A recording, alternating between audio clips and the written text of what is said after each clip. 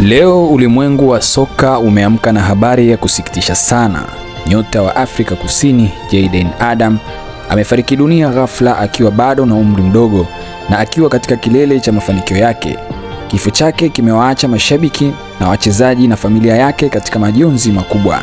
Nini kilifahamika kuhusu kifo chake na ameacha urithi gani katika soka la Afrika? Endelea kutazama hadi mwisho. Mimi ni Abdul Majid. Jayden Adams alikuwa mmoja wa vipaji vilivyokuwa vinang'aa zaidi katika soka la Afrika Kusini.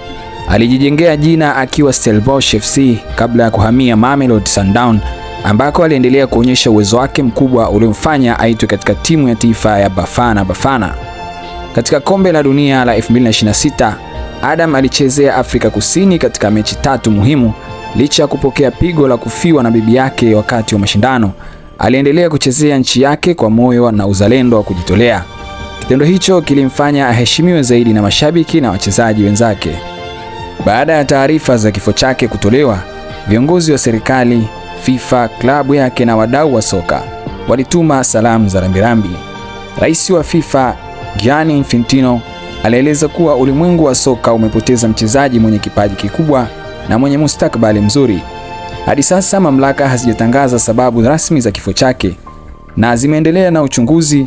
Kutokana na hali hiyo, ni muhimu kuepuka kusambaza uvumi ambao haujathibitishwa na kusubiri taarifa rasmi kutoka kwa mamlaka husika. Kifo cha Jayden Adam ni pigo kubwa kwa familia yake, Mamelodi Sundowns, timu ya taifa ya Afrika Kusini na mashabiki wa soka duniani. Alikuwa kijana mwenye ndoto kubwa aliyejitolea kuitumikia nchi yake na kuhamasisha kizazi kipya cha wachezaji. Tunaendelea kuwaombea nguvu katika kipindi hiki kigumu na tunawaombea apumzike kwa amani. Asanteni kwa kutazama hadi mwisho.